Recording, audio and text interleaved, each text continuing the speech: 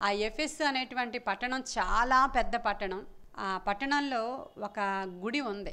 ఆ గుడిలో ఉన్నటువంటి దేవత పేరు అర్తెమీదేవి. మనకిది అపోస్తుల కార్యాలు 19వ అధ్యాయంలో కనబడుతుంది. పౌలు ఆ గుడి దగ్గర నిలవబడి ప్రీచ్ చేస్తూ ఉంటాడు. తెలిసిన విషయమే కదా ఇదంతా మనకి. ఆ గుడి ఉంది. ఆ గుడికి ఉన్నటువంటి ఇంపార్టెన్స్ ఏంటంటే చాలా పెద్దది. అది 127 పెద్ద పెద్ద స్తంభాల మీద కట్టబడినటువంటి గుడి. అది 500 ఎత్తు విగ్రహం. అంటే ఒకసారి ఆలోచన చేసుకోండి ఎంత పెద్ద గుడి ఉండాలో. అది అక్కడ ఒక గ్యాలరీ ఉంటుంది, బయట నాటకశాల ఉంటుంది, అది గ్యాలరీ. స్టేడియం, ఆ స్టేడియంలో వన్ ట్రిప్కి 25,000 పీపుల్ కూర్చుని నాటకాన్ని చూడొచ్చు. 25,000 మంది పట్టేటువంటి ఒక ఆడిటోరియం. ఇప్పుడు మీకు ఆలోచన రావచ్చు ఎంత పెద్దదో అది. అర్థమైందండి? 25,000 మంది పట్టేటువంటి ఒక ఆడిటోరియం, ఒక నాటకశాల. ఆ గుడిలో 127 స్తంభాల మీద కట్టబడినటువంటి ఆ గుడిలో ఉన్నటువంటి ఆ ఎత్తైనటువంటి ఆ దేవత విగ్రహం. అది అన్ని కంట్రీస్కి అంటే ఒక వ్యాపార కేంద్రంగా, ఒక అంటే ఇంకా చాలా ఎక్కువగా ట్రాన్స్పోర్టేషన్ జరుగుతూ, వ్యాపార లావాదేవీలు జరుగుతూ, చాలా ఎక్కువగా ఇంపార్టెన్స్ ఉన్నటువంటి పట్టణం అది. ఆ పట్టణానికి చాలా కనెక్ట్ అయి ఉన్నారన్నమాట. ఆ ఊరిలో ఉన్నటువంటి మేయర్ కూడా ఆ యొక్క కంట్రీలో దాన్ని రాజధానిగా చేసుకుని, ఆ గవర్నర్ కూడా ఆ సిటీలోనే నివసిస్తూ ఉండేవాడంట. అంతటి ఇంపార్టెన్స్ ఉన్నటువంటి పట్టణం అది. ఆ 127 స్తంభాలలో కొన్ని స్తంభాలు ప్యూర్ గోల్డ్తో చేయబడ్డాయంట, కొన్ని స్తంభాలు వజ్రాలు వైడూర్యాలతో చేయబడ్డాయంట. ఇప్పుడు మనం ఆలోచించవచ్చు ఎంత రిచ్ అది, ఎంత ధనవంతులు ఉండేటువంటి పట్టణమో. ఆ రాజులు కూడా దాన్ని చూసినప్పుడు అట్రాక్ట్ అయిపోయేవారు అన్నమాట. అంటే ఇప్పుడు నేను ఎందుకు చెప్తున్నాను ఇదంతా అంటే, ఆ ఎఫెస్ పట్టణం ఎలాంటిదో మీకు తెలియాలి. ఇప్పుడు అక్కడ చాలా ఎడ్యుకేటెడ్ పీపుల్ ఉంటారు. లైబ్రరీలు ఉన్నాయి ఆ రోజుల్లోనే. క్రీస్తు శకము 30వ సంవత్సరం నుంచి 120వ సంవత్సరం వరకు ఉన్నటువంటి సంగతులు ఇవి మనం ఇప్పుడు చెప్పుకుంటున్నటువంటి సంగతులు. ఈ విషయాలు ఇవన్నీ కూడా మనం ముందు ఎఫెసీ పట్టణం గురించి ఎలాంటిదో ఆ పట్టణం తెలిస్తే మనకి అప్పుడు పౌలు అక్కడికి వెళ్ళినప్పుడు ఆయన సువార్త ఎలా చెప్పాడో మనకు అర్థమవుతుంది. అలాంటి మత కేంద్రంగా ఉన్నటువంటి ఆ పట్టణం దగ్గరికి ఆసియాలో ఉన్నటువంటి ఆ పట్టణాలన్నిటిలోనూ కూడా ఆసియాకి వెలుగు అని చెప్పేవారంట ఆ పట్టణాన్ని. ఆ పట్టణం పేరే ఆసియాకి వెలుగు. అయితే ఆ దేవత విగ్రహం దగ్గరికి మొత్తం అక్కడ ఉన్నటువంటి చుట్టుపక్కల కంట్రీల్లో, ఆ చుట్టుపక్కల ఏరియాల్లో ఉన్న ప్రజలందరూ పెళ్ళైన తర్వాత పిల్లలు పుట్టడం కోసం ఆ విగ్రహం దగ్గరికి వాళ్ళు వస్తారనమాట. ఎందుకంటే ఆ విగ్రహానికి ఉన్నటువంటి ఇంపార్టెన్స్ ఏంటంటే, దాని దగ్గరికి వస్తే అది పిల్లల్ని ఇస్తుంది. పిల్లలు పుట్టడానికి అదే కారణం. ఆ విగ్రహం యొక్క రూప్ ఎలా ఉంటుందంటే, తల మామూలే లేడీ రూపంలో ఉంటుంది, చాలా ఎత్తుగా ఉంటుంది. అంటే పాలు ఇచ్చేటువంటి తల్లి యొక్క రొమ్ముల్లాగా అనేకమైనటువంటి రొమ్ముల్లో నుంచి పాలు వస్తున్నటువంటి ఎదరపిక్ ఉంటుంది అనమాట. అంటే మనం చూడడానికి ఉంది, ఆ బొమ్మ ఉంది, కానీ ఎదరంతా అలా పాలు ఇస్తున్నట్లు పిల్లలు ఉండరు అక్కడ. అలా అనేక రొమ్ములు కలిగినటువంటి ఒక రూపం అన్నమాట అది. అంటే పిల్లలు ఇస్తుంది ఈవిడ అని చెప్పడానికి. ఆ తర్వాత పంటలు పండించేది అదే, పాడి పంటలను పండించేది. అక్కడ ఉన్నటువంటి తిండికి అంటే ఇంకా సమృద్ధికి ఒక రూపంగా దాన్ని అక్కడ పెట్టుకొని వాళ్ళు ఆచరిస్తూ, ఇంకా అదే నిజమని చెప్తూ, వాళ్ళు ఇంకా దాన్ని దేవతగా ఆరాధిస్తూ, ఇంక మామూలుగా ఆరాధన కాదు, అక్కడ ఉన్నటువంటి విషయాలు. ఇలా ఉన్నటువంటి పట్టణంలోనికి మొదటగా వెళ్ళింది అకుల ప్రిస్కిల్లా. మనకు అపోస్తుల కార్యాల్లో వీళ్ళిద్దరూ తెలుసా మీకు? అకుల ప్రిస్కిల్లా పట్టణానికి ఫస్ట్ వెళ్ళారు. అయితే అప్పటికే మరి పౌలు భక్తుడికి దేవుని ద్వారా ఒక దర్శనం రావడం, ఆ స్థలానికి దేవుడు పంపించడం, పౌలు ఆ పట్టణానికి చూసి వచ్చి, ఆయన కూడా చాలా విద్యావంతుడు కదా, పౌలు కూడా చాలా విద్యావంతుడు, ఆ స్థలంలో ఉన్న వాళ్ళు కూడా చాలా విద్యావంతులు. ఈ సోక్రటీస్, అరిస్టాటిల్ వీళ్ళందరూ వచ్చింది ఆ కంట్రీ నుంచే, గ్రీసు దేశం నుంచే కదా, మీకు ఐడియా ఉంది. అక్కడ లైబ్రరీలు ఆ రోజుల్లోనే ఉన్నాయంటే ఒకసారి ఆలోచన చేసుకోవాలి మనం. అంతటి పట్టణానికి పౌలు భక్తుడు దేవుడి చేత పంపించబడి ఆ స్థలానికి ఆయన వచ్చాడు.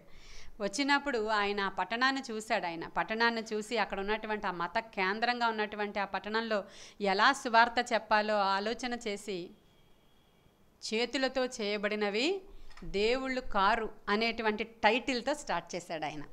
చేతులతో చేయబడిన విగ్రహాలు దేవుళ్ళు కానే కారు.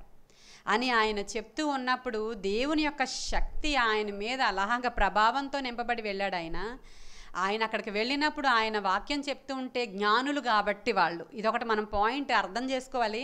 జ్ఞానం కలిగిన వాళ్ళకన్నా చెప్పొచ్చు, జ్ఞానం లేని వాళ్ళకన్నా, చదువుకున్న వాళ్ళకి పూర్తిగా చదువుకున్న వాళ్ళకన్నా చెప్పొచ్చు, పూర్తిగా మధ్యలో వాళ్ళకి చెప్పలేము అనేది సహజంగా అందరూ మాట్లాడుకుంటూ ఉంటాం కదా. అది అక్కడ ఉన్న వాళ్ళు జ్ఞానవంతులు కాబట్టి పౌలు చెప్పిన విషయాల్ని ఇవేవో చాలా చాలా మర్మంగా ఉన్నాయి. నిజంగా ఇది నిజమే అనిపిస్తుంది మాకు. ఇవి వింటున్నప్పుడు ఇతని మాటలు ఇంకా వినాలి అనే కోరిక మాకు కలుగుతుంది అని ఆ పౌలుని వెంబడిస్తూ ఉండేవారు అక్కడ ఉన్నటువంటి ప్రజలు. పౌలు మాట్లాడుతూ ఉంటే ఇంకా అసలు ఆ పట్టణం షేక్ అయిపోతూ ఉండేది అన్నమాట.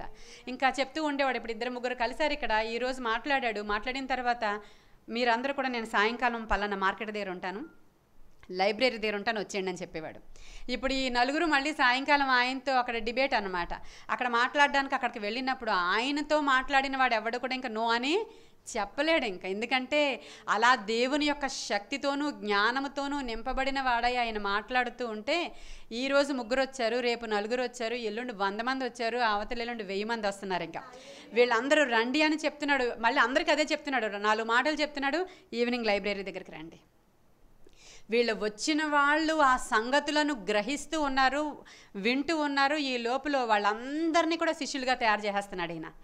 వాళ్ళు శిష్యులుగా తయారు చేసేసి ఆ విషయాలన్నీ గ్రాహ్యం చేసేసుకొని వాళ్ళందరూ రిసీవ్ చేసేసుకుని అక్కడ జరుగుతున్నది ఏంటంటే 2 days లేడు ఆయన అక్కడ. 3 years ఉండిపోయాడు అక్కడ ఆయన. 3 సంవత్సరాలు ఏమాత్రం కాదు, మనకి కరోనా వచ్చింది, 3వ సంవత్సరం వచ్చింది. మనం ఏం చేసాం ఈ 3 సంవత్సరాల్లో?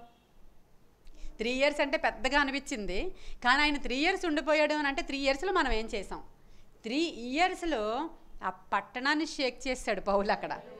అంతటి వ్యాపార కేంద్రము, అంతటి మత కేంద్రము, అంతటి వెల్ ఎడ్యుకేటెడ్ పీపుల్, అంత రిచ్ పీపుల్, అసలు అది ఎటువంటిదో నేను చెప్తున్నాను. అలాంటి పట్టణాన్ని పౌలు షేక్ చేసేసి పునాదులను కదిపేశాడు అంతే అక్కడ. ఇప్పుడు ఎవరైతే గ్యాదర్ అయ్యారో వీళ్ళందరూ ఇంకా ఈ 3 సంవత్సరాల్లోనే గ్యాదర్ అయిన వాళ్ళని 4 రోజుల్లోనే తర్ఫీదు ఇచ్చేస్తున్నాడు. వీళ్ళందరినీ ఆసియా అంతా పంపించేశాడు తెలుసా మీకు. అక్కడి నుంచి క్రైస్తవ సువార్త మొత్తం అన్ని కంట్రీస్కి వెళ్ళిపోయింది. ఎంత గొప్ప విషయం అండి, 3 సంవత్సరాలు. అందుకే ఆ పట్టణం అంతా కూడా అసలు దేవుని యొక్క శక్తి చేత నింపబడిపోయింది. ప్రియమైన దేవుని బిడ్డలారా, అయితే ఇంతటి గొప్ప సువార్త చేసినటువంటి పౌలు భక్తుడు ఆ తర్వాత 3 సంవత్సరాల తర్వాత ఆ పట్టణాన్ని మిగతా వాళ్ళకి అప్పగించి ఆయన వెళ్ళిపోతూ ఉన్నప్పుడు తర్వాత తిమోతి, ఆయన తర్వాత ఎవరు తీసుకున్నారు ఆ బాధ్యత? తిమోతి అక్కడ బిషప్, ఆ చర్చ్ బిషప్ ఆయనే. ఆ తర్వాత యోహాను. ఆ తర్వాత మీరు ఈ పేరు విన్నారో లేదా, పాలికార్ప్ అనే పేరు విన్నారా మీరు? ఆయన్ని తగలబెట్టేశారు కదా, కొయ్య మీద కట్టి తారేసి తగలబెట్టారు. మీకు ఐడియా లేదా? ఫోటో కూడా చాలాసార్లు మనకు వస్తుంటుంది, మనం చూస్తుంటాం. పాలికార్ప్ అనే పేరు వింటారు. ఆ తర్వాత బిషప్ ఆయన. అలాగా మొత్తానికి ఆ ఎఫెస్ పట్టణంలో ఉన్నటువంటి ఆ సంఘానికి దేవుడు అంతటి ఇంపార్టెన్స్ని, అంటే పౌలు భక్తుడు ద్వారా అంతటి ఉజ్జీవాన్ని ఆ సంఘానికి ఇచ్చారు. ఆ తర్వాత ఆ సంఘం వాళ్ళు ఎలా ఉండాలి అని ఈ పౌలు భక్తుడు క్రీస్తు యేసు ఖైదీనైన నేను అని రాస్తాడు ఆయన. 2వ అధ్యాయం దగ్గరికి వచ్చేసేయండి. ఒకటంతా చదువుకోండి, మంచిగా తెలుస్తుంది. రక్షించబడిన వారు నూతన జీవితం జీవించడానికి అవసరమైనటువంటి విషయాలన్నీ దీంట్లో ఆయన మెన్షన్ చేస్తూ ఉన్నారు. 2వ అధ్యాయం దగ్గరికి వస్తే 1వ వచనంలోనే చక్కని మాట, మీ అపరాధముల చేతను పాపముల చేతను మీరు చచ్చిన వారై ఉండగా ఆయన మిమ్మును క్రీస్తుతో కూడా, ఇప్పుడు మీరు పాపాల చేత అపరాధాల చేత మనం చచ్చిన వారం అందరికీ తెలుసు కదా, ఆయన క్రీస్తుతో కూడా మనల్ని రక్షణ భాగ్యం ఇచ్చి మనల్ని ఆయన బ్రతికించారు. ఆయన మీరు వాటిని చేయిచు వాయుమండల సంబంధ అధిపతిని అనగా అవిధేయులైన వారిని ఇప్పుడు ప్రేరేపించు శక్తికి అధిపతిని అనుసరించి ఈ ప్రపంచ ధర్మము చెప్పున ముందు నడుచుకున్నారు. మీరు ఎలా నడుచుకున్నారంటే అందరూ ఎలా నడుచుకున్నారు, ఈ ప్రపంచ ధర్మం చెప్పున మీరు కూడా అలాగే నడుచుకున్నారు. వారితో కలిసి మనమందరం శరీరం యొక్క మనసు యొక్క కోరికలను నెరవేర్చుకుంటూ మన శరీరాశలను అనుసరించి, అంటే ఏంటి, మన శరీరం ఏం చెప్పిందో, మన మనసు ఏం చెప్పిందో దాని ప్రకారం చేస్తాం. ఏం చేయాలో అన్నీ చేసేసి అలా ప్రవర్తిస్తూ కడమవారి వలనే స్వభావ సిద్ధంగా దైవోగ్రతకు పాత్రులమై అప్పుడున్నాం. అలా అయినను దేవుడు కరుణా సంపన్నుడై ఉండి మనము మన అపరాధముల చేత చచ్చిన వారమై ఉండినప్పుడు సైతము మన ఎడల చూపిన తన మహాప్రేమ చేత మనలను క్రీస్తుతో కూడా బ్రతికించాను. హల్లెలూయా. మహాప్రేమ చేత మనం రక్షించబడి బ్రతికి ఉన్నాం ఈరోజు కదండి. మహాప్రేమ చేత అలా 8వ వచనం దగ్గరికి వస్తే, మీరు విశ్వాసము ద్వారా కృపచేతనే రక్షింపబడి ఉన్నారు, ఇది మీ వలన కలిగినది కాదు, దేవుని వరమే. హల్లెలూయా. కాబట్టి 11, మునుపు శరీర విషయంలో అన్యజనులై ఉండి శరీరమందు చేతితో చేయబడిన సున్నితి గలవారు అనబడిన వారి చేత సున్నితి లేని వారు అనబడిన మీరు ఆ కాలమంది ఇజ్రాయేలుతో సహపౌరులు కాక పరదేశులను, వాగ్దాన సంబంధులు లేని పరిజనులను, నిరీక్షణ లేని వారును, లోకమందు దేవుడు లేని వారునై ఉండి క్రీస్తుకు దూరస్తులై ఉంటురని మీరు జ్ఞాపకము చేసుకొనిడి. ఇదంతా కూడా మునుపు మీరు ఎలా ఉన్నారో, మునుపు ఎలా అంటే శరీరేచ్ఛలను అనుసరించి ఎలా జీవించారు, ఇప్పుడు క్రీస్తు ద్వారా ఎలా బ్రతికించబడ్డారో, పాపములు అపరాధములు ఇంక లేక ఆయనతో నూతనంగా ఎలా జీవించామో చక్కని మాటల ద్వారా ఆయన సంఘానికి హెచ్చరిక చేస్తూ ఉన్నాడు. 20వ వచనంలో చూస్తే, క్రీస్తు యేసే ముఖ్యమైన మూలరాయి అయి ఉండగా అపోస్తలులను ప్రవక్తలను వేసిన పునాది మీద మీరు చక్కగా అమర్చబడి పరిశుద్ధమైన దేవాలయం అగుటకు వృద్ధి పొందుచున్నది. ఆయనలో మీరు కూడా ఆత్మ మూలముగా దేవునికి నివాస స్థలమై ఉండుటకు. ఇవన్నీ మాటలు కూడా కొంచెం మర్మయుక్తంగాను జ్ఞానయుక్తంగాను మన లోపలికి వెళితే చాలా ఆలోచింపచేసేవిగాను మనకు కనబడతాయి. 3వ అధ్యాయం అంతా అడుగు వాటికంటే, ఊహించి వాటికంటే అత్యధికంగా దయచేసేటువంటి దేవుడు అనే మాట కనబడుతుంది అక్కడ. ఇప్పుడు అర్థమవుతుందా మనకి? దేవుడు అడుగు వాటికంటేను అంత శక్తిమంతుడైన దేవుణ్ణి పెట్టుకుని ఎందుకు పనికిరాని వాళ్ళల్లాగా, పేదవాళ్ళల్లాగా, ఒక మాటలో చెప్పాలంటే దిక్కులేని వాళ్ళల్లాగా ఏడ్చుకుంటూ ఒక మూలను కూర్చొని ఏమీ చేయలేని వాళ్ళల్లాగా మనం ఉన్నాము. కానీ ఆయన యొక్క శక్తి చాలా గొప్పది. ఆయన ఏదైనా చేయుటకు సమర్థుడైన దేవుడు. నిన్ను ఎంతైనా హెచ్చింపచేస్తాడు. నీవు ఆలోచించాలి కానీ ఆయన లేని దాన్ని ఉన్నట్టుగా చేసి నిన్ను ఉన్నతమైన శిఖరాల మీద అధిరోహింపజేస్తాడు అనే మాటలు శుక్రవారం దినాన ప్రభు మనతో మాట్లాడారు. ఈరోజు కూడా అదే మాట్లాడుతున్నాడు ఆయన.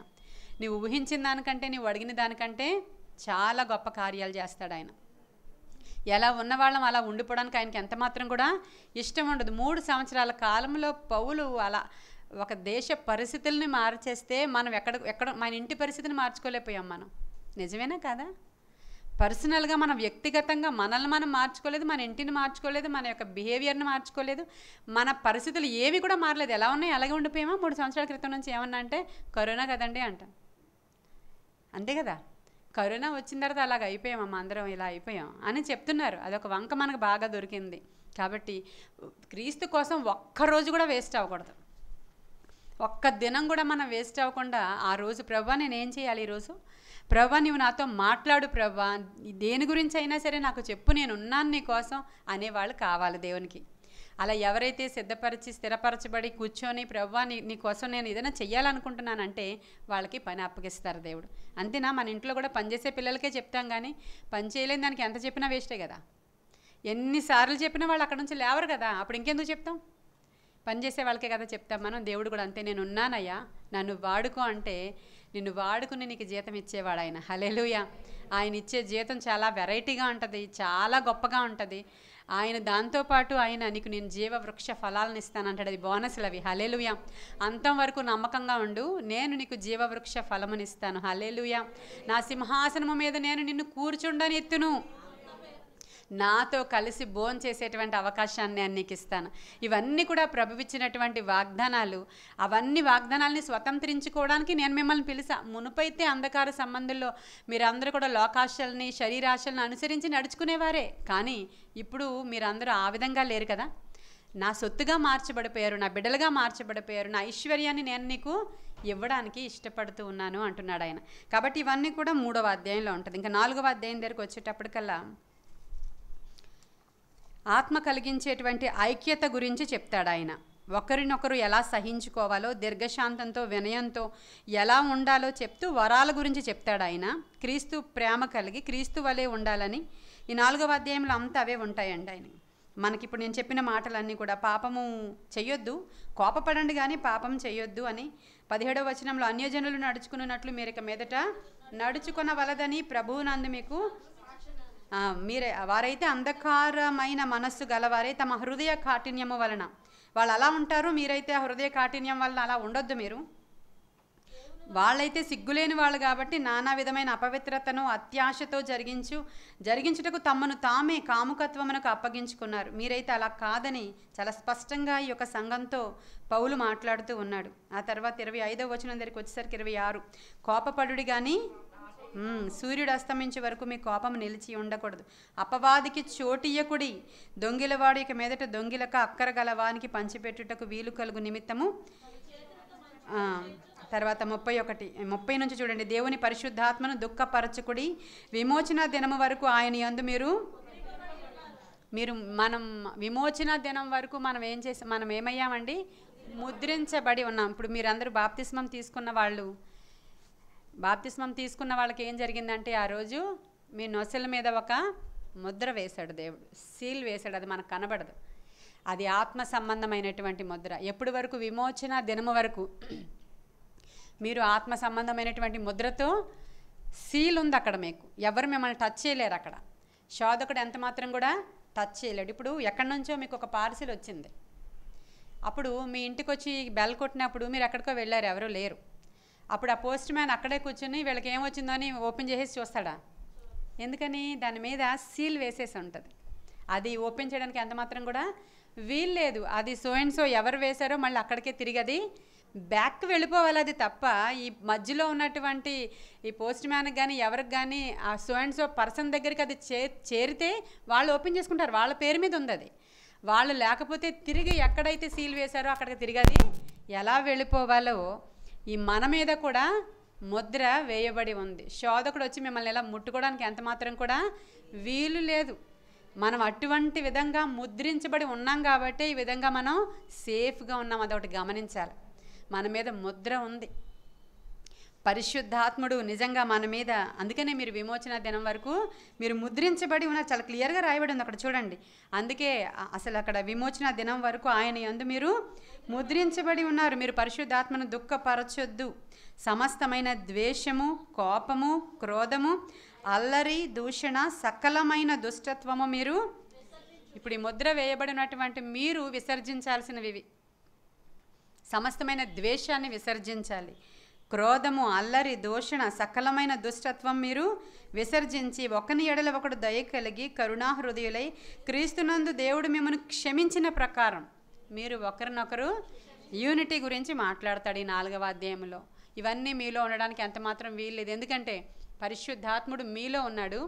ఆయన మిమ్మల్ని ముద్రించుకున్నాడు. మీరు గనక ఇలాంటి వేషాలు వేస్తే, ఈ విధమైన విషయాలు మీలో కలిగి ఉంటే పరిశుద్ధాత్ముడు దుఃఖపడతాడు. కాబట్టి ఆయనని ఎంత మాత్రం కూడా మీరు దుఃఖపరచొద్దు. ఎందుకంటే క్రీస్తు మిమ్మల్ని క్షమించిన ప్రకారం మీరు కూడా ఒకరినొకరు క్షమించండి అని. 5వ అధ్యాయం అంతా కూడా ఫ్యామిలీ లైఫ్ ఎలా ఉండాలి, కుటుంబం బాగుంటేనే కదా అంతా బాగుండేది, అవునా?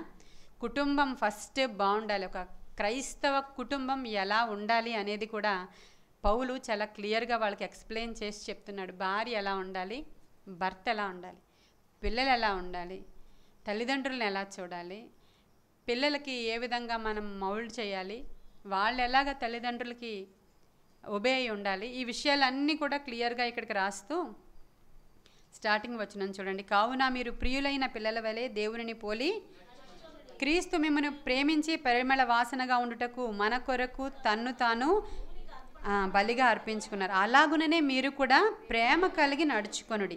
మీలో జారత్వమే కానీ ఏ విధమైన అపవిత్రతయే కానీ లోభత్వమే కానీ వీటి పేరైనను ఎత్తకూడదు. ఇదే పరిశుద్ధులకి.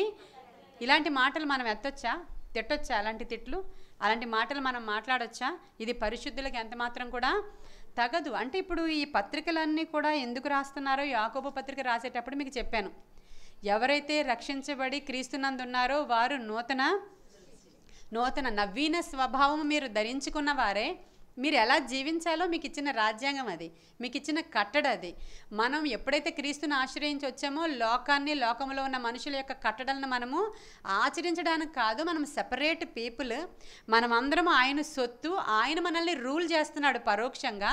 మనమే దేవుని యొక్క ఆలయమై ఉన్నాము. ఈ ఆలయాన్ని ఎలా కాపాడుకోవాలి, ఎలా ఉండాలి అని చెప్తున్నాడు. ఇలా ఉంటే అంటే లోకానికి ఏదో దీనుల్లాగా, హీనుల్లాగా, పేదవాళ్ళలాగా ఉండిపోతారా అంటే కాదు. ఆయన మహిమైశ్వర్యము చెప్పున ఆయనతో పాటు నిన్ను రాజుగా చేస్తాడు. ఆయన చాలా ఉన్నతమైన శిఖరాల మీద నిన్ను అధిరోహింపచేస్తాడు. కానీ ఈ లక్షణాలతో నీవు ఉండి ఆ మహిమైశ్వర్యాన్ని నువ్వు రిసీవ్ చేసుకోవాలి. ఆ క్రీస్తు దగ్గర చాలా ఐశ్వర్యము, మహిమైశ్వర్యం ఉంది. ఆ ఐశ్వర్యాన్ని నీవు రిసీవ్ చేసుకోవాలంటే ఈ లక్షణాలు నీలో ఉండాలి అని చెప్తున్నాడు ఆయన ఈ ఎఫెసీ సంఘాన్ని ఉద్దేశించి. అలా చెప్తూ ఏమేం చేయకూడదు. ఇప్పుడు చాలామంది నన్ను అడుగుతారు, ఇప్పుడు మేము బాప్తిస్మం తీసుకుంటున్నాం కదండి, ఏ విధంగా ఉండాలి, ఏ బట్టలు వేసుకోవాలి, ఎలా రావాలి, ఒక బైబిల్ ఉంటే చాలా, లేకపోతే ఒక తెల్ల చొక్కా వేసుకోవాలా, ఇవన్నీ బాహ్యంగా మనం అడుగుతున్నాం. ఇవన్నీ ఈ ఇంటర్నల్గా అంతరంగంగా ఏం చేయాలో మొత్తం బైబిల్లో పౌలు భక్తుడు ఆయనకి కలిగిన ప్రత్యక్షతను బట్టి బోధిస్తున్నాడు సంఘానికి. ఈ శరీర సంబంధమైనటువంటి సున్నతి కాదయ్యా మీరు కోరుకునేది, ఇదిగో ఇవి ఈ లక్షణాలు మీలో గనక ఉంటే క్రీస్తు డైరెక్ట్గా మీలో నివాసం ఉంటాడు. ఇలా నివాసం ఉంటే మీరు ఈ లోకాన్ని షేక్ చేసేసేవారుగా మిమ్మల్ని నేను తయారు చేస్తాను. అంత మాత్రమే కాదు కానీ ఈ లోకంలో కూడా మిమ్మల్ని నేను హెచ్చిస్తాను, ప్రత్యేకమైన స్థానాలు నేను మీకోసం ఇస్తాను అని మాట్లాడుతున్నాడు ఆయన. చూడండి అక్కడ ఎలా మాట్లాడకూడదో ఏం చేయకూడదో రాసున్నాయా? మరి మనం ఏం చేయాలో ఏం చేయకూడదో మాకు తెలియదు కదండి అంటారేంటి? చేసేసి నేనేమీ చేయట్లేదు, నేను చాలా మంచిదాన్ని అంటారేంటి? మరి ఈ మాటలన్నీ పొక్కిరి మాటలైనను, బూతులైనను, సరసోక్తులైనను నోట్లో నుంచి మీకు రాకూడదు. అవి ఉచ్చరింపకూడదు, అసలు నోట్లో నుంచి రాకూడదు. పోయిన వారం మాట్లాడాడు యాకోబు పత్రిక నుంచి, ఒకే జల నుంచి 2-3 ఓటలు మునుపు మీరు మాట్లాడేవారు. అది నాకు తెలుసు. ఎవరు చెప్తున్నారు? పౌలు. మునుపు మీరు ఈ లోకానుసారులు కాబట్టి మీరు మాట్లాడేవారు నిజమే, కానీ ఇప్పుడు మాట్లాడకూడదు. ఇప్పుడు మీ నోట్లోంచి అవి రాకూడదు. ఇప్పుడు మీ ఆ బిహేవియర్ అంతా కూడా మీరు మార్చుకోవాలి అని ప్రత్యేకంగా ఆయన చెప్తున్నాడు అన్నమాట.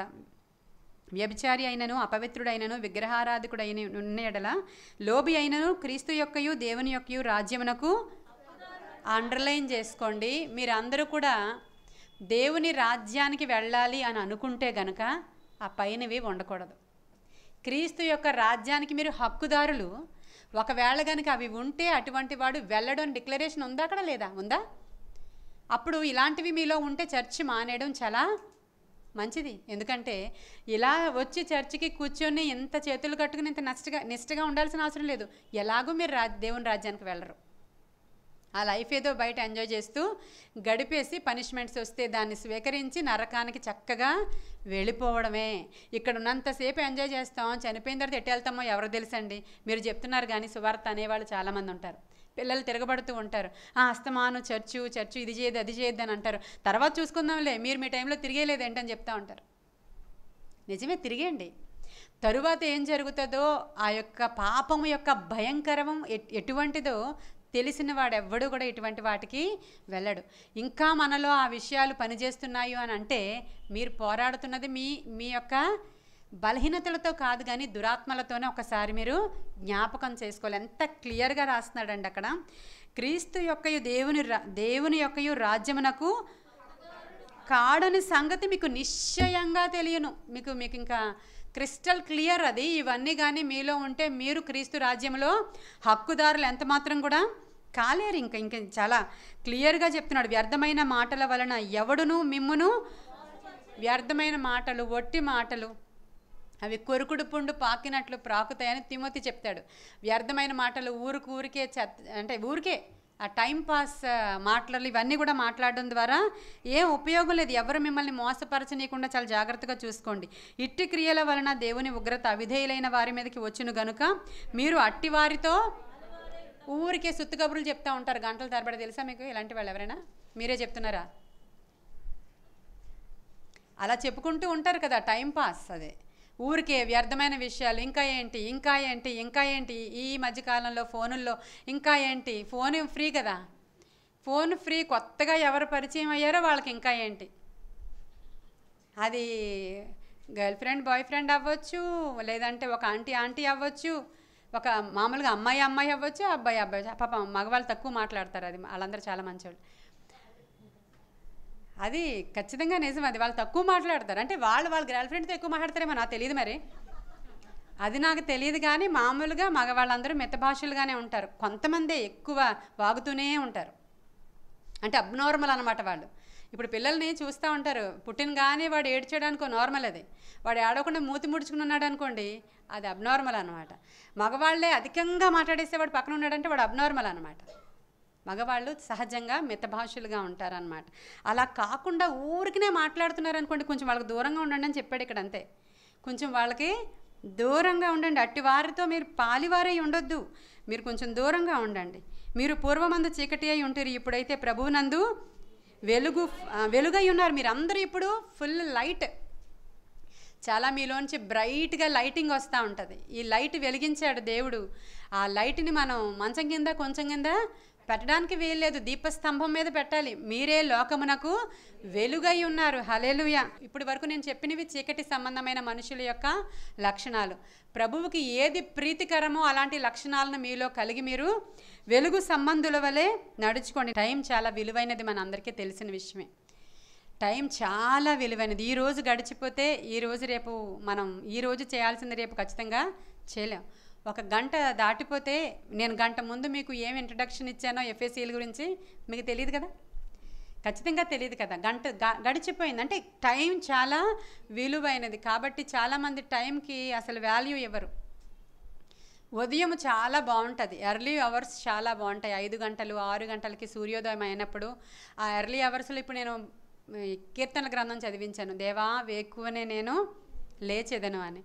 ఆ ప్రశస్తమైన సమయం అంతా కోల్పోయిన వాళ్ళకి ఆ వేకువ యొక్క ఇంపార్టెన్స్ ఎంత మాత్రం కూడా తెలీదు.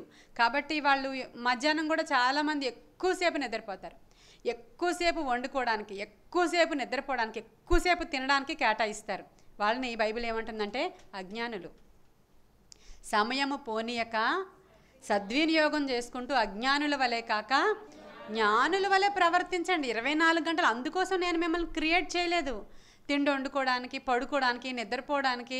ఊరికినే డే అంతా గడిపేసి ఈరోజు ఏం చేశానని ఒకసారి ఆలోచన చేసుకుంటే ఏమీ చేయలేదు నువ్వు. ప్రతి దినము చాలా విలువైనది. అస్తమానం మన హృదయాలలో ఏముండాలండి? స్తుతి పాటలు ఉండాలి. అనునిత్యము కూడా మనం స్తుతించుకుంటూ దేవుని పాటలు పాడుకుంటూ మంచి వచనాలని మన నోటి నుంచి ఉచ్చరిస్తూ, లాస్ట్ వీక్ యాకోబు పత్రికలో దేవుడు అంటే మనతో మాట్లాడాడు. ఏమనంటే, నీ నోట్లోనే అసలు దేవుడు జీవాన్ని ఉంచాడు. మీరు ఏం మాట్లాడతారో అది మీరు రిసీవ్ చేసుకుంటారు. కాబట్టి అనుకూల వచనాలే మీ నోట్లో నుంచి రానివ్వండి, పాజిటివ్ మాటలే మీ నోట్లో నుంచి రానివ్వండి. చావును గూర్చి కానీ, మిమ్మల్ని మీరే శపించుకోవడం కానీ, మిమ్మల్ని మీరే తిట్టుకోవడం కానీ, నా బ్రతుకు ఇలా ఏడిసింది, నా బ్రతుకు అలా ఏడిసింది అనే మాటలు కానీ ఎంత మాత్రం మీరు అనకూడదు. ఆ మాటలు మీరు అనినప్పుడు, ఎందుకంటే మీ నోట్లో నేను పవర్ని పెట్టా, మీ నోట్లో నా మాటను పెట్టా. కాబట్టి ఆ మాట మీరు అంటున్నప్పుడు ఖచ్చితంగా అవన్నీ మీ మీదకి వచ్చేస్తే నేనేం చేయలేకపోతాను అంటాడు దేవుడు. దేవుడు కూడా ఏమీ చేయలేని కొన్ని ఉన్నాయి. అర్థమవుతుందా మీకు?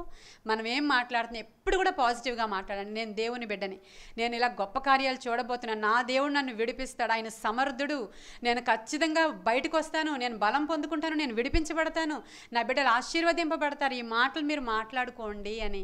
ఎప్పుడు నెగిటివ్ మాటలు మీ ఇంట్లో మాట్లాడొద్దు. ఆ మాటలు మాట్లాడించేవాడు శైతానుడు, వాడికి అదే ఇష్టం. వాడు అయ్యే మాట్లాడుతూ ఉంటాడు. ఆ ఇల్లు సాతానుకి నివాస స్థలంగా ఉంటుంది. కాబట్టి ఆ మాటలు మీరు మాట్లాడొద్దు అని చెప్తున్నాడు అక్కడ.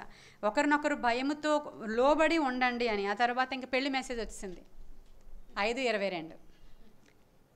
క్రిస్టియన్ మ్యారేజ్ చేసుకున్న వాళ్ళు పెళ్లి కూతురు పెళ్లి కొడుకు ఆ సమయంలో వినరని నాకు తెలుసు, కాబట్టి ఇప్పుడు చెప్తాను వినండి. మీరందరూ క్రిస్టియన్ మ్యారేజ్ చేసుకుంటే వాళ్ళు వినరు, ఎక్కువ తయారైపోయి వచ్చిన వాళ్ళు కూడా వినరు. ఎందుకంటే ఆ చీరను చూసుకుంటూనే ఉంటారు. వీళ్ళు చీరని అలిగిపోద్దేమో, ఆ పిల్లోడు వచ్చి లాగేస్తున్నాడు, వాడు ఎక్కేస్తున్నాడు, వాడిని ఎత్తుకోవాలి, పక్కన వాళ్ళ హస్బెండ్కి ఇచ్చేస్తూ ఉంటుంది, ఆయన పట్టుకోకపోతే చీర నలిగిపోతుందని ఈ గొడవల్లో ఉంటారు పెళ్ళిలో. పాపం వాళ్ళు వినరు, పెళ్ళి కొడుకు పెళ్లి కూతురు కూడా. నిజమేనా అబద్ధమా చెప్పాను? నిజమేనా? ఎక్కువ తయారైపోతే పెళ్ళిలో మెసేజ్ వినడానికి అవ్వదు. అందుకని స్త్రీలారా మీరు పురుషులకి లోబడి ఉండండి. ఎందుకంటే క్రీస్తు మనకి శిరస్సు అయి ఉన్నలాగున ఈ స్త్రీకి పురుషుడు శిరస్సు అయి ఉన్నాడు. కాబట్టి ఆయన ఏం చెప్తే అది వినండి, ఆయన ఏం తిడితే అది పడండి, ఆయన కొడితే కొట్టించుకోండి, ఆయన ఎంత టార్చర్ పెట్టినా భరించండి. ఇదేనా రాసన? మరి అదే కదా రాసింది అక్కడ. అవును, మరి అంతే కదండి. చర్చికి రావద్దంటే మానేయాలి కదా మీనాగారు. ఆయన వెళ్ళొద్దన్నారు అని నాకు ఫోన్ చేసి చెప్తున్నారు. ఎందుకంటే మేము మా పురుషునికి లోబడుతున్నాము కనుక. మరి ఎలా ఇప్పుడు మారిపోతుంది మరి ఇదంతా దీన్ని ఎలా అనాలిసిస్ చేయాలి మరి? ఇప్పుడు ఈ వచనాన్ని ఎత్తి చూపిస్తారు ఈ భర్తలందరూ, ఇదిగో లోబడి ఉండమని చెప్పారా పాస్టమ్ గారు ఈరోజు? మీరు ఖచ్చితంగా నేను కొట్టినా, నేను తిట్టినా, నేను తన్నినా, ఏం చేసినా చర్చికి వెళ్ళొద్దంటే వెళ్ళకూడదు, అంతే, లోబడి ఉండాలి అని చెప్తారు వాళ్ళు. మరి అప్పుడు ఎలా అండి దీన్ని ఎలా మనం మరి అనాలిసిస్ ఎలా చేయాలి? దీన్ని ఖచ్చితంగా మనం ఆలోచించినప్పుడు ఇది క్రీస్తును అంగీకరించి పరిశుద్ధాత్మను పొందుకొని దేవునిలో ఇద్దరు కలిసి జీవిస్తున్న భార్యాభర్తలకి చెప్పబడింది ఇది. ఆ భర్త కూడా ఇక్కడ రాయబడి ఉన్నటువంటి లక్షణాలు కలిగిన భర్తగా ఉంటాడు కనుక ఆ భర్తకి లోబడవలసినటువంటి విషయాలు అక్కడ రాయబడింది. అంతే తప్ప ఆయన సినిమాకి రమ్మంటే నేను వెళ్ళాను లోబడాలి కదండి. మరి నిజమండి, లేరా? ఉన్నారు. ఆయన సినిమాలు చూస్తాడండి, మరి ఏం చేయమంటారు? ఆయన రమ్మన్నారు అందుకని వెళ్ళి అక్కడ కళ్ళు మూసుకుని కూర్చున్నానండి అని చెప్పింది ఒక ఆవిడ. నువ్వు అక్కడికి వెళ్ళనేలా, అక్కడ కళ్ళు మూసుకుని కూర్చోనేలా? అక్కడికి వెళ్ళి కళ్ళు మూసుకుని కూర్చుంటే మరి వెళ్ళకపోతే భర్తకి లోబడమన్నారు కదా సిస్టర్ గారు. అందుకని ఆయన తెల్లవారుజామున ప్రార్థనకి లెగనివ్వరండి. ఇది వరకు అంటే చాలా బాగా ప్రార్థన చేసేదాన్ని, ఇప్పుడు ఎందుకులే ఆరోగ్యం పాడైపోతుంది పడుకుంటే పడుకుందంట ఆవిడ. చాలా పెద్ద శోధన వాళ్ళ ఇంటి మీదకి వస్తే ప్రార్థన చేయించుకోవడానికి నా దగ్గరికి వచ్చింది ఆవిడ. మరి ఎలాగా ఇప్పుడు ఈ భర్తకు లోబడి ఉండడం? చెప్పండి, మీ దగ్గర ఏమైనా సొల్యూషన్ ఉందా? సరే, ఇప్పుడు భార్యను ఎలా ప్రేమించాలని రాశారు అక్కడ. ఎంత బాగా చెప్పిందో శాంతి. భార్యను ఎలా ప్రేమించాలంటండి, సొంత శరీరాన్ని ప్రేమించుకున్నట్లు. ఇప్పుడు ఎవరైనా సొంత శరీరాన్ని చూసి తిట్టుకుంటారా? పోని వాళ్ళ చేతికి ఒక దెబ్బ తగిలిందండి, ఆ చెయ్యిని చూసి ఛీ ఎలా కనబడుతున్నావు చూడు, అస్సలు అసహ్యం వేస్తుంది అని నిన్ను చూస్తుంటే ఒకసారి ఇలా రావా ఇది నరికేవా అంటారా? చి మాటికి మోకాళ్ళు నెప్పెట్టేస్తున్నాయి, మెట్లు ఎక్కలేకపోతున్నాయి, అక్కడ తీసే అంటారా? అంటారా అండి? పోనీ ఇంకా ముందుకు పోతే జుట్టు అంతా ఊడిపోతుంది, ఇక్కడికి తీసే అంటారు. దానికి టోపీ పెట్టుకుని కవర్. ఇప్పుడు విగ్గులు కూడా వస్తున్నాయి, మధ్య మధ్యలో ఫాల్స్ హెయిర్ అని, ఇంకా మధ్య మధ్యలో చిన్న ప్యాచ్ అయితే ఆ ప్యాచ్కి కూడా వస్తున్నాయి.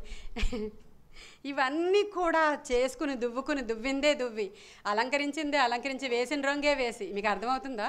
ఇంత ప్రేమించుకుంటున్నారు కదా మీ శరీరాన్ని, అంత ప్రేమించాలి భార్యను కూడా. ఇలా ప్రేమించిన వాడు ఖచ్చితంగా ఆయన ఏ మాట చెప్పినా భార్య అక్కడ లోబడాల్సిందే. హల్లెలూయా. అలాంటి భార్యాభర్తల కోసం రాసిందండి ఇక్కడ. అంతేగాని దేవునికి విరుద్ధంగాను, దేవునికి వ్యతిరేకంగాను, దేవుని సంఘానికి వ్యతిరేకంగా చెప్తే ఆ మాటలు వినమని అంత మాత్రం కూడా కానే కాదు.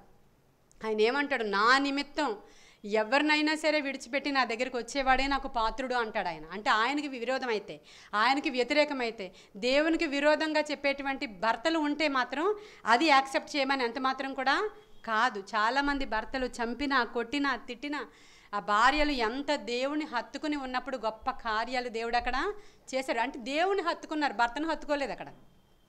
ఇక్కడ నేను ఆయనే హత్తుకుని ఉంటాను దేవుడు తర్వాత సంగతి అనేటువంటి విషయాలు కాదండి, చాలా సాక్ష్యాలు ఉన్నాయి. కాబట్టి భార్యాభర్తలు ఇలా ఉండాలి అని అక్కడ రాయబడి ఉంది. ఆవిడ ఖచ్చితంగా భర్తకి లోబడి ఉండాలి, మాట వినాలి, ఆనర్ చేయాలి. ఆయన మనకి శిరస్సుగా ఉన్నాడు కాబట్టి. ఎవరో ఒక కథ చెప్పారు కదా, ఈ భార్యాభర్తలు ఇద్దరు దెబ్బలాడుకొని పాస్టర్ గారి దగ్గరికి వచ్చారంట. పాస్టర్ గారి దగ్గరికి వస్తే, ఏమ్మా నువ్వెందుకు అస్తమాను అతనికి వ్యతిరేకిస్తూ ఉన్నావు, ఎందుకు అస్తమాను ఆయనకి ఏం చెప్తే అది వినడం లేదు, నువ్వు ఆయన నీకు శిరస్సు తెలుసు కదా అని చెప్పాడంట ఆయన. అప్పుడు ఆవిడ చెప్పిందంట, నిజమే పాస్టర్ గారు, ఆయన శిరస్సే కానీ మెడ నేనే కదా, ఈ మెడ ఎటు తిరిగితే అటు తల తిరగాలి కదా అందంట. అంతే కదా, ఈ మెడ ఎటు తిరిగితే అటు తల తిరగాలి కదా, మరి నేను మెడను కదా అందంట. పాస్టర్ గారికి ఏం చెప్పాలో కూడా అర్థం కాలేదంట మరి కాసేపు. కాబట్టి మనం అలాగ ఉండొద్దు. కానీ నిజంగానే అసలు ఎంత కంపారిజన్ అండి, సొంత శరీరాన్ని ఎలా ప్రేమించుకుంటారో భార్యను అలా చూడండి. మీరు కూడాను ఇష్టం వచ్చినట్లు నెత్తి మీద ఎక్కి కూర్చోవద్దు, కానీ మంచిగా ఆయన ఆనర్ చేయాలా.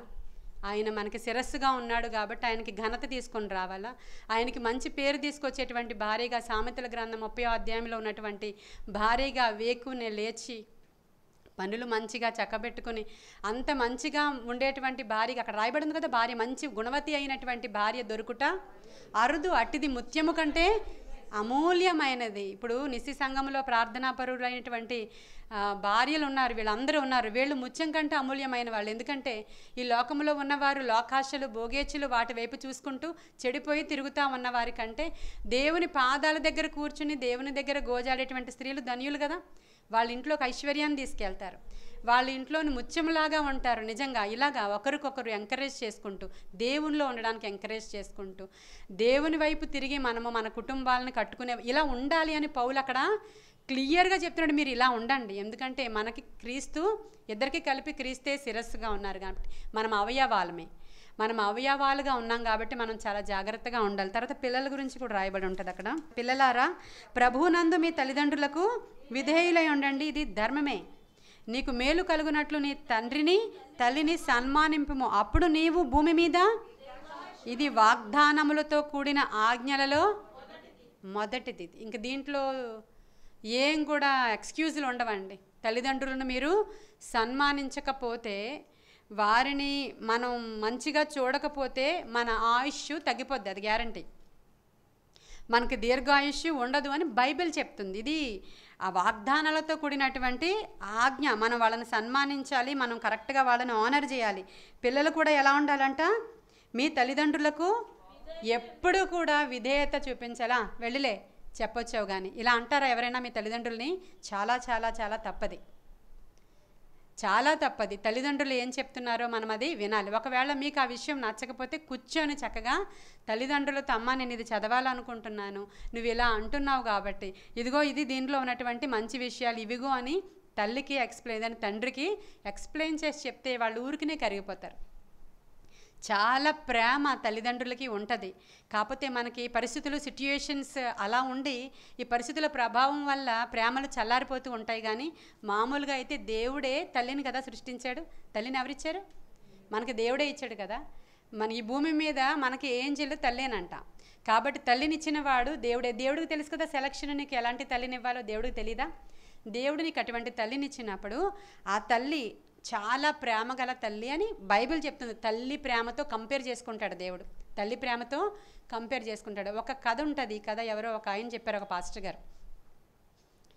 ఒక అబ్బాయి ఉన్నాడంట, ఒక అమ్మాయిని ప్రేమించాడంట. ప్రేమిస్తే సరే పెళ్లి చేసుకుందామని అడిగాడు ఒక ఉంగరం తీసుకెళ్ళి. అప్పుడు ఆ అమ్మాయి అందంట, నువ్వు నన్ను ప్రేమిస్తున్నావా అంటే, ఇంకా నేను చెప్పలేని ఎంత ప్రేమిస్తున్నానో అన్నాడంట.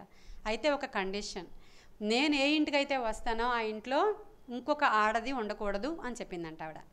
ఇంకొక ఆడది ఉండకూడదు, అలాగా వస్తానండి ఇప్పుడే అని చెప్పి ఇంటికి వెళ్ళాడు. ఇంట్లో ఎవరున్నారు? మమ్మీ ఉంది. ఆ మమ్మీ కూరగాయలు కట్ చేసుకుంటుంది అక్కడ కూర్చొని. మమ్మీ అని పిలిచాడంట. నా కొడుకు ఎంత ప్రేమగా పిలిచాడని, ఏంటి నాన్న వస్తున్నానని చాక్ అలా పడేసి పరిగెత్తుకొచ్చిందంట. కింద పడేసిన చాకు తీసి గుండెని పొడి చేసి చీల్చి ఆ హార్ట్ని తీసుకొని ప్రేయసి దగ్గరికి వెళ్తున్నాడంట. చేతిలో తల్లి హార్ట్ ఉంది, అది ఇంకొంచెం ఇప్పుడే ఫ్రెష్ హార్ట్. అది పరిగెడుతుంటే ఏదో రాయి తగిలి పడిపోయాడంట వాడి కింద. పడిపోతే మళ్ళీ ఆ గడ్డిలో పడిపోయిన హార్ట్ని తీసుకుందాం అనుకుంటే, నాన్న నీకు దెబ్బ తగిలిందా అని అడుగుతుందంట హార్ట్. నెమ్మదిగా వెళ్ళు నాన్న, దెబ్బ తగిలిందా అని అడిగిందంట. అది తల్లి హృదయం. అర్థమవుతుందండి? కాబట్టి దేవుడు మనకి తల్లిని ఇచ్చాడు, తల్లిదండ్రుల్ని ఇచ్చాడు.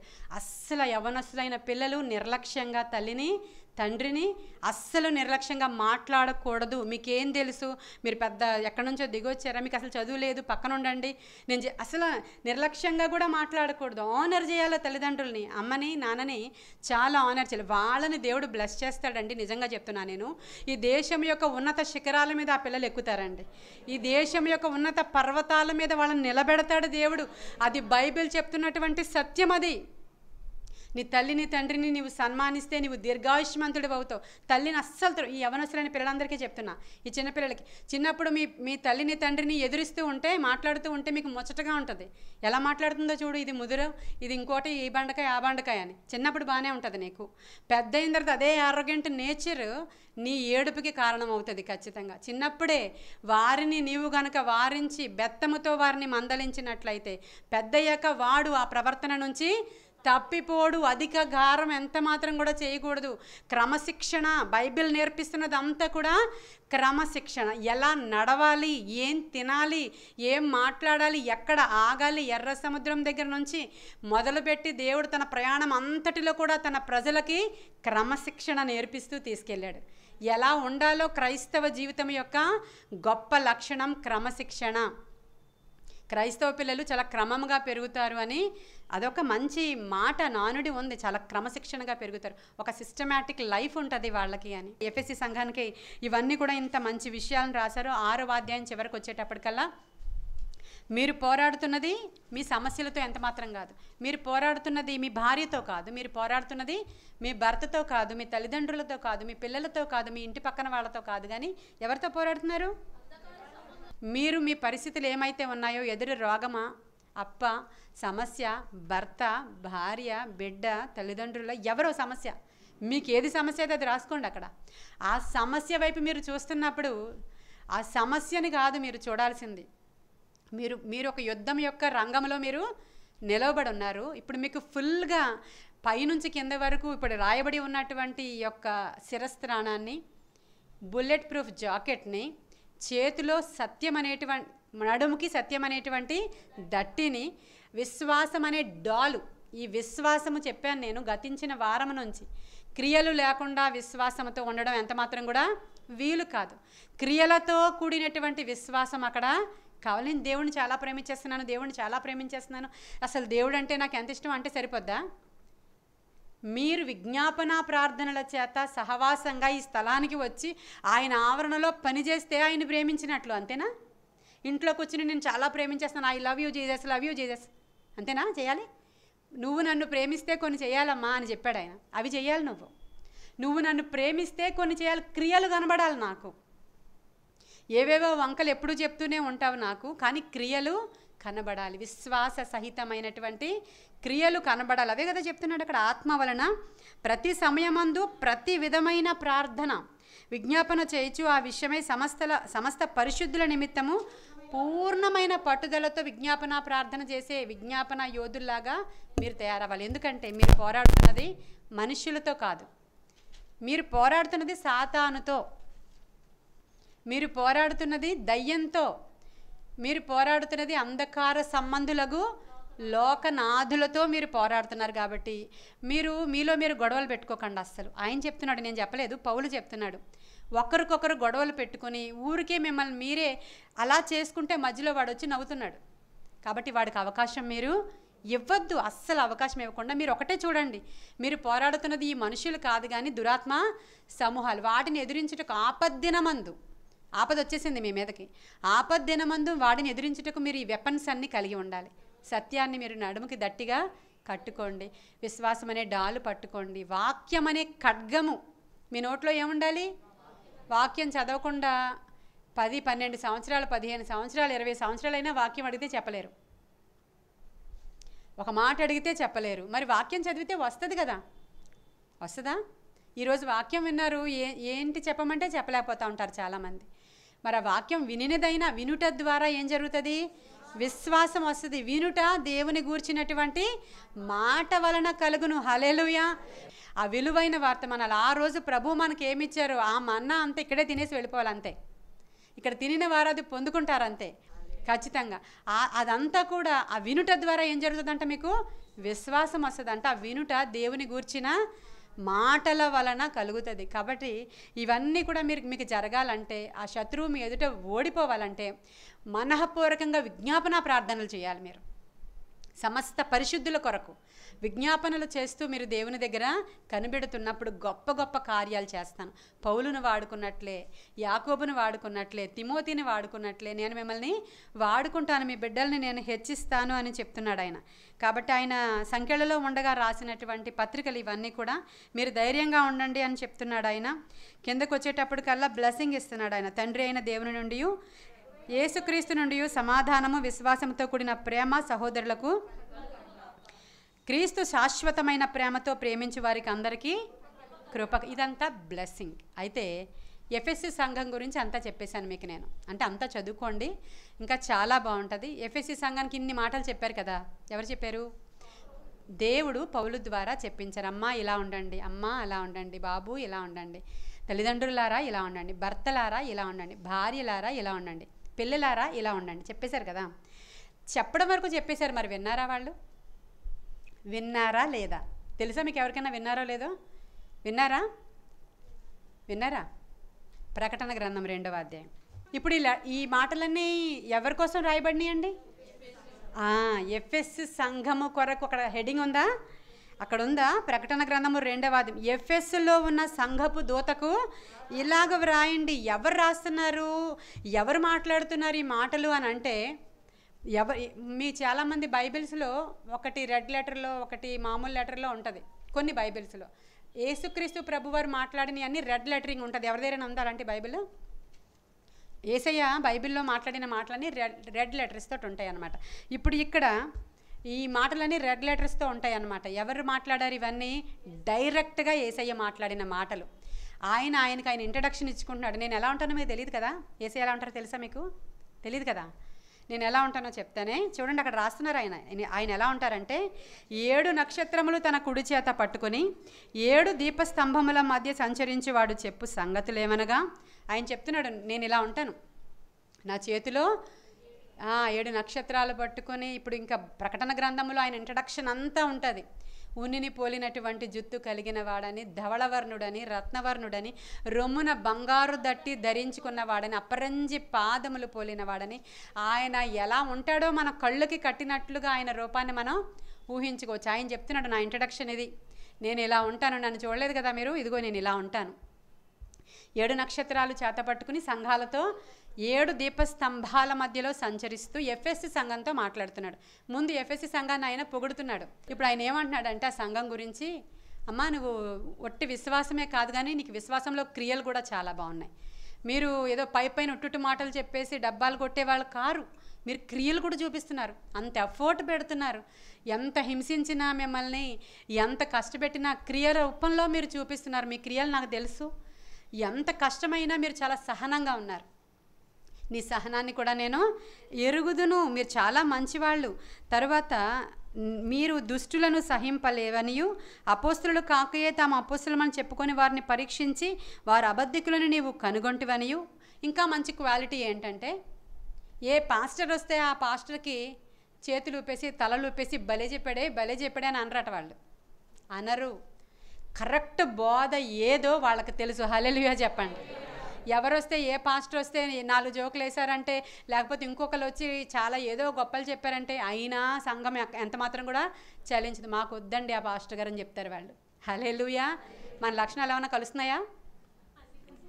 అన్నీ కలుస్తున్నాయట శాంతికి. మాకొద్దు, సత్య బోధ మాత్రమే మాకు కావాలి. పవర్ఫుల్ ప్రీచింగే కావాలి. ఏదో ఆ పాస్టర్ గారు మనల్ని మెప్పించడానికో, మనం ఆ పాస్టర్ గారిని మెప్పించడానికో అని వాళ్ళ దగ్గర ఎంత మాత్రం ఆటలు సాగవట. అక్కడ ఎవరు వచ్చినా సారీ బ్రదర్ అని చెప్తారట ఖచ్చితంగా. ఎందుకని? సత్య బోధలాగా అది మాకు అనిపించడం, అపోస్తుల బోధలాగా అది మాకు అనిపించడం లేదు. కాబట్టి మాకు ఆ బోధ వద్దు. ఏదో వినేసామా, వెళ్ళామా, వచ్చామా అన్నట్లు వాళ్ళు ఉండరట. దాన్ని అప్రిషియేట్ చేస్తున్నారు దేవుడు. హల్లెలూయా. దాన్ని అప్రిషియేట్ చేస్తున్నారు. అలా మీరు పరీక్షించి వారి అబద్ధికులను నీవు కనుగొంటావు.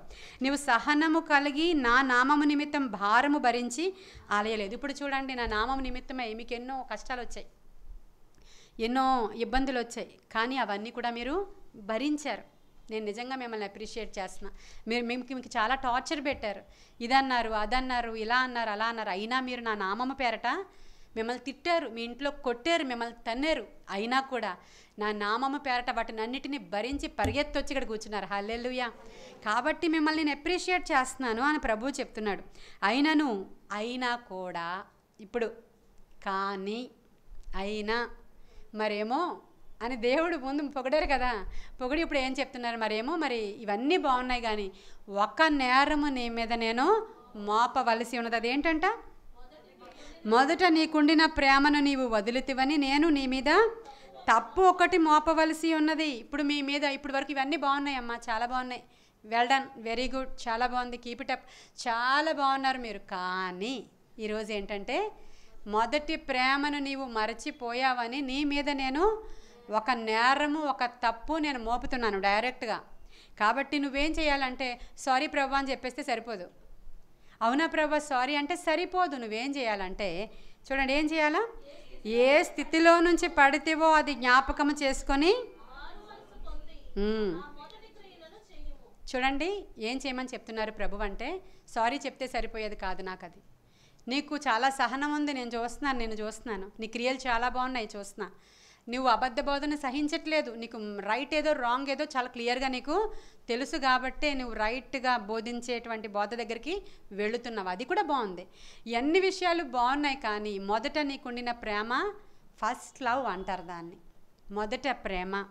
దేవునిలోనికి వచ్చిన కొత్తల్లో, పరిశుద్ధాత్మ పొందుకున్న కొత్తల్లో దేవునితో ఎంత సహవాసం చేసేదానివో నువ్వు, ఎంత దేవునితో సమయం గడిపేవాడవో నువ్వు, దేవుని పాటలంటే వింటుంటే ప్రాణం ఎక్కడి నుంచో లెగిసి వచ్చేసినట్లు ఎలా ఉండేదో, ఒక్క మాట మాట్లాడుతుంటే మన మీద ఉన్న వెంట్రుకలు ఎలా నిక్కబొడి చేసేవో, ఎలాగ దేవుని దగ్గర నీ ఉనికి ఉండేదో, ఆ ఫస్ట్ లవ్ ఇప్పుడు లేదే.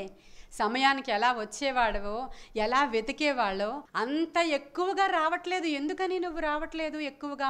నేను ఇక్కడ ఉన్నాను ప్రభా, నువ్వు అక్కడ ఉండు అనే ప్రేమ నాకు వద్దు. ఆ మొదటి ప్రేమ పొందితే, మరలా మొదటి ప్రేమ పొందితే సరే లేని పక్షంగా, ఒకవేళ నీకు ఆ మొదటి ప్రేమ రాలేదనుకోమ్మా, పర్వాలేదులే ఏదో మూలను కూర్చో అన్నాడు ఆయన. నో, ఆయన ఏం చెప్పాడో తెలుసా? ఆ ఫస్ట్ లవ్ కానీ నీకు రాకపోతే నేను నీ వద్దకు వచ్చి దీపస్తంభాన్ని నీ దగ్గర నుంచి నేను తీసేస్తాను. అది ఎంతటి పనిష్మెంటో మీకు అర్థమవుతుందా? మన దేవుడితో అలాగే ఉంటుంది. అంత ఈజీ కాదు. అర్థమైందండి మీకు? ఆ డైలాగ్ రాసుకోండి. అంత సులువు కాదు భక్తి చేయడం అంటే, క్రైస్తవ్యం అంటే అంత సులువు కాదు, అంత ఈజీ కాదు. నీవు మొదటి ప్రేమ అప్పుడు ఎలాగున్నావో చివరి వరకు అలాగే ఉండు. అప్పుడు నేను జీవవృక్ష ఫలమును, నువ్వు ఫస్ట్ ఎలా ఉన్నావో లాస్ట్ వరకు అలాగే ఉన్నావనుకో, శోధనలు వస్తాయి, రావనట్లేదు. నేను ఇరుకులు వస్తాయి, రావనట్లేదు. నువ్వు కూడా పడిపోవనట్లేదు. మళ్ళీ లే, మళ్ళీ చేయి, మళ్ళీ పడుకో, మళ్ళీ లే. మీకా గ్రంథంలో చెప్పబడినట్లు చెప్పు శాతానుతో, శాతానా నేను కింద పడిపోయినా మరలా లేస్తాను. హల్లెలూయా. సాతానా, నా ఫస్ట్ లవ్ మరలా దేవుని దగ్గర నుంచి నువ్వు పోరాడేది నీ పరిస్థితులతో కాదు, అంధకార సంబంధం. వాడు నిన్ను అలా చేస్తున్నాడే తప్ప నీవు మంచిదానివే.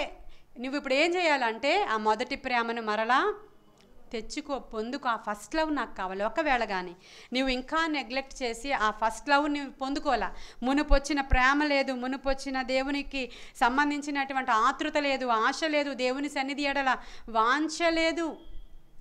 దేంతో కంపేర్ చేసుకున్నారు? ఇందాక భర్తతో కంపేర్ చేసుకున్నారు. ఆయన నీకు నా మీద ఏ మాత్రము వాంఛ లేదు, ఏమీ లేదు, నీ మట్టుకు నువ్వు ప్రవర్తిస్తున్నావు. కాబట్టి నేనేం చేస్తానంటే, నేను నీ వద్దకు వచ్చి దీపస్తంభాన్ని నేను తీసివేస్తాను. జాగ్రత్త. ఒకవేళ కానీ నువ్వు లోబడి మరలా ఫస్ట్ లవ్ని రెక్టిఫై చేసుకొని మునుపులాగే సమయానికి వచ్చి దేవుని సన్నిధిలో గడిపి అధికంగా ఆరాధించి నీ ఆత్మ దేవునిలో ఉల్లసించింది అనుకో, అప్పుడు నేను నీ జీవవృక్ష ఫలాన్ని నీకు ఇస్తానని చెప్పారు. సరే, ఇప్పుడు ఎఫెస్ పట్టణం ఎలా ఉంది ఎవరికైనా తెలుసా?